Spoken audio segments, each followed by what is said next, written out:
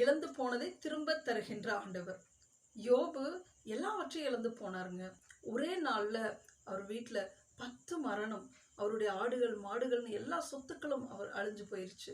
அது மாத்திரமல்ல, அவருடைய உடம்புல கூட வியாதி இருந்தது. ஆனா இது எல்லாவற்றிலும் அவர் தன்னுடைய உத்தமத்திலே நிலைத்திருந்தார்.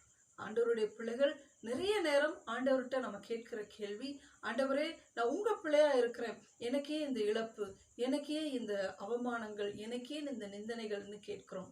ஆனா நம்ம உத்தமத்துல நிலைத்திருக்கும் பொழுது நமக்கு டபுளான பிளெஸிங்ஸ் நிச்சயமாக உண்டுங்க. நம்ம இழந்து போனதை ஆண்டவர் திரும்ப கொடுப்பார்.